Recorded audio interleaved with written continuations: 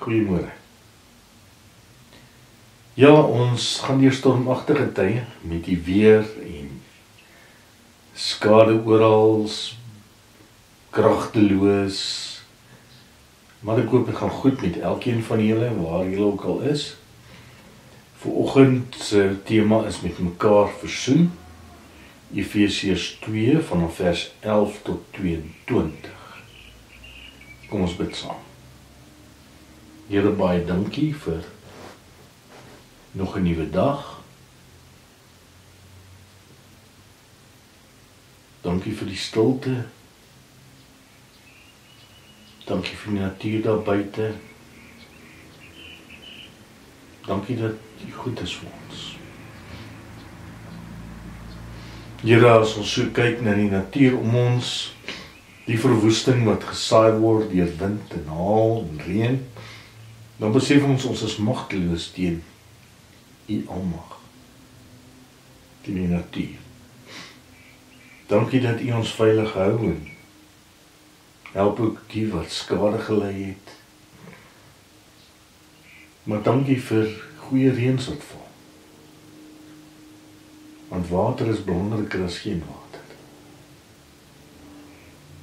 Bid vir elkeen wat siek is. Ja, Here, dat U elkeen sal aanraak en hulle sal bystaan. Dankie ook dat U goed is vir ons en baie omstandighede. Dankie vir hulle wat die afgelope tyd verjaar. Wil U ook saam met ons gaan in hierdie tydjie wat ons nou met mekaar is. Amen. Efesiërs 2 vanaf vers 11 tot 22.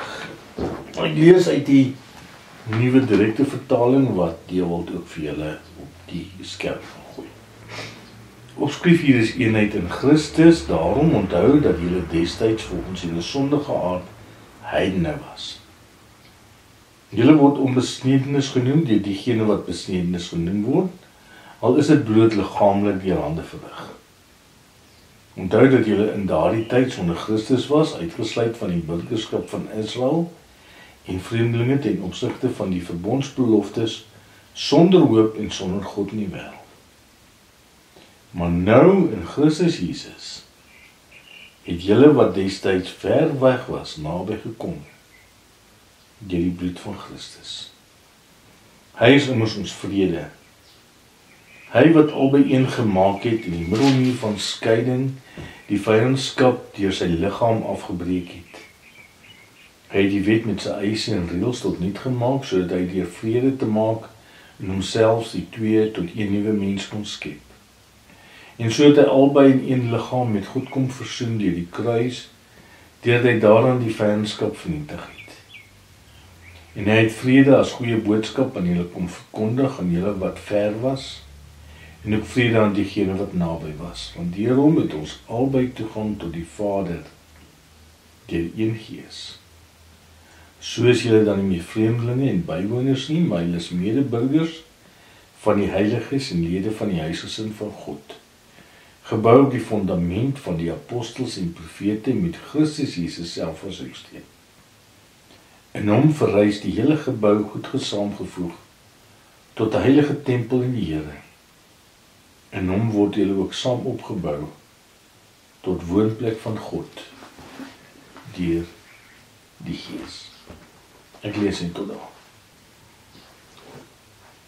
Toe ek nou hierdie gedeelte voorberei het, het ek agtergekom dat baie mense sê dit is hulle gunsteling gedeelte in die Bybel. En baie geleerdes het gesê, dis hulle gunsteling gedeelte Efesiërs 2, omdat dit, so te sê, die hele Bybel saamvat. Want jy lees van die absolute wonder dat God ons innig lief het, en dat hy ons vrygemaak het, sodat ons regtig weer mense kan wees, en nie die goed wat sonde van ons gemaak het nie. dit slaan eenvoudig jou asem weg. En daar's mense wat sê, as hulle die Bybel van my af wegvat en vir my sê, daar's een hoofstuk wat ek kan hou, dan sal dit Efesiërs 2 wees. En as jy onthou van die vorige preek, dan het ons in die eerste gedeelte van Efesiërs 2 gekyk na die wonderlike waarheid dat God ons uit genade gered het. Ja, genade beteken, jy het dit nie verdien nie, en jy kan dit ooit verdien nie. Daarom hoef jy nie jou plek in die hemel te verdien, soos die Fariseërs van ouds af gedink het nie. Fariseërs van ouds gedink het nie. Jy hoef nie die swaar pak van wetsonderhouding te dra nie. Want Paulus sê, uit genade is jy gered.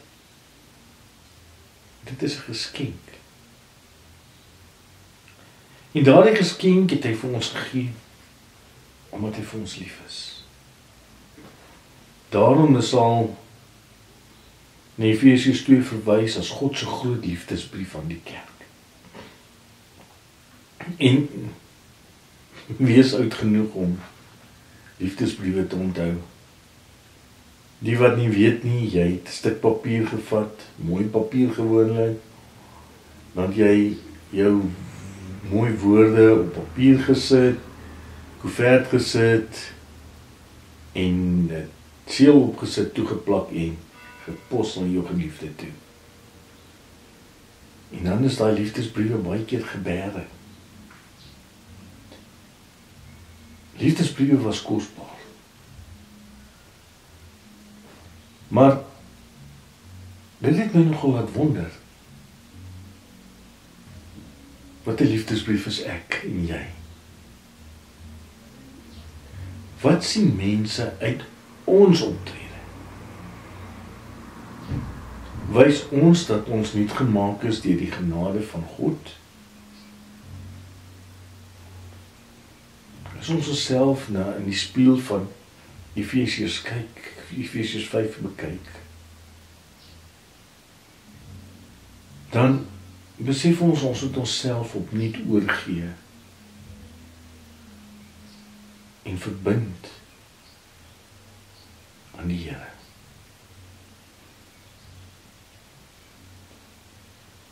En dan gaan Paulus verder. Hy sê, die goeie nuus van dat jy uit genade gered is, stop nie hier nie. God het ons nie net verlos en ons syne gemaak nie. Die tweede gedeelte van Efesiërs 2 gaan verder en hy sê, julle is nou verlos, julle is uit genade gered, maar ek gee julle nou aan mekaar. Ons is saamgebind tot 'n wonderlike familie, waarvan jy ook deel mag wees. Jy is deel van die groot gesin van God. En ek luister nou die dag na iemand wat gesels en hy vra hom, sy student het hom baie keer gevra of dit regtig nodig is as jy Christen is om kerk toe te gaan. En hy sê natuurlik, want dit gaan oor die mekaar. 'n Christen kan nie alleen survive nie. Net soos wat jy nie alleen sonder 'n familie kan survive nie, het ons die familie van Christene nodig. Maar hoekom het Paulus dit geskryf? Want ek en jy is van nature 'n bouer om mure om onsself te bou. Die mens hou daarvan om homself te isoleer, veral van God af. Ons kan onsself byna nie help nie. En kom ons kyk maar na voorbeelde. Genesis 3 in die tuin van Eden. Wat doen Adam en Eva na die sondeval? Hulle gaan kruip weg. Dis een van die mees absurde dinge om te doen. Hulle kon hulle self nie help nie. Jy sien, hulle het onmiddellik mure begin bou. Net tussen hulself en God nie. Maar ook tussen mekaar.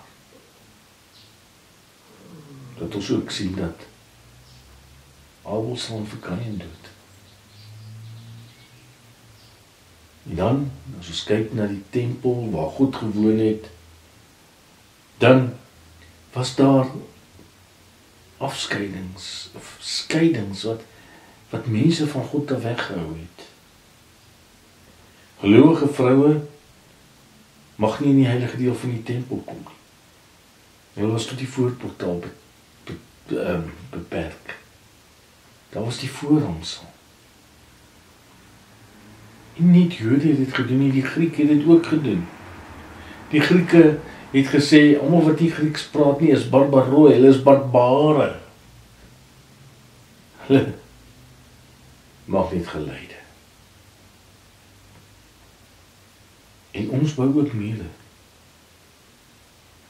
Ons bou mure tussen mense. Ons bou mure tussen sekere kulture, sekere geslagte. Het is vir die mens tweede natuur om mure te bou. Vooral in verhoudings. En huis is ons partykeer vreemdelinge vir mekaar. Ons deel nie meer ons gedagtes en gevoelens met mekaar nie. Ons leef by mekaar verby. Ons bou mure om onsself te beskerm. Om mense van ons al weg te hou. Want ek is te bang om seer te kry. En die feit dat ons mure bou verarm ons. En dis vooral in hierdie tyd na COVID baie duideliker. Veral met sosiale media. Elkeen leef in sy eie hoekie.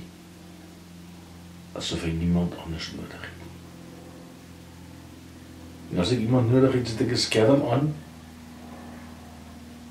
Maar ek sit hom af.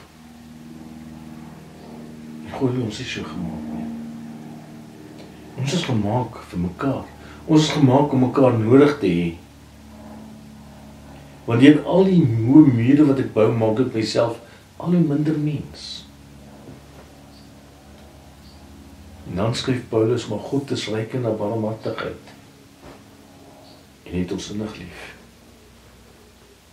Jy sien, God het gesien dat die mens besig is om homself te vernietig deur die mure wat hy bou. Selfs die muur tussen hom en God was later so hemelhoog dat die mens self nie daaroor kon kom nie.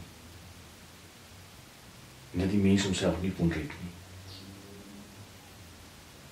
En hy het net al hoe meer krepeer in die skaduwee van sy eie bousel. En God het gesien hoe die mense ly met die isolasie wat hy homself opgelê het, deur hom van almal te vervreem. En omdat God lief is vir mense, kon hy nie toe kyk hoe die mens besig is om homself te vernietig. Dis waar Efesiërs 2 inkom. Paulus het toe stuur God sy eie seun. En Jesus het God self die mure kom afbreek. En dit is vooral op Golgotha waar het gebeur het. Waar Jesus die brug kom slaan het tussen ons en God. Deur nie 'n bres in ons muur te breek nie, maar die muur af te breek. Af te breek as dit nooit bestaan het nie. Hy het ons met God versoen. En in plaas daarvan dat ons in die skaduwee van ons muur sit en vergaan, is ons as die verlore seun terug in die Vaderhuis verwelkom. Jy sien op Golgotha daar 'n nuwe era vir die mens aangebreek. En vir die eerste keer wat die mens weggekruip het, tussen bome van die tuin, was dit vir die mens weer moontlik om in 'n egte verhouding met God te lewe. Jy sien, Jesus het God en mens weer bymekaar gebring. Ja, daar aan die kruis het God nie net die muur tussen ons en hom afgebreek nie, het ook die muur tussen mens en mens afgebreek. Hy het nie net die verhouding met God herstel nie. Hy het weer egte verhouding tussen mense moontlik gemaak. Daarom kan jy sê ons is broers en susters in God se groot familie. En daarom daag ek jou uit, hou op om mure te bou. Hou op om eenkant te wees. Want ons is almal dieselfde voor God. Jy sien, dit wat geen politieke party ooit kan regkry nie, het God in die kerk reggekry. Hy het 'n gemeenskap gestig, die kerk, waar daar geen klasse verskil is nie. Geen onderskeid tussen geslagte, of ras, of taal, of wat ook al is nie. We are one big family.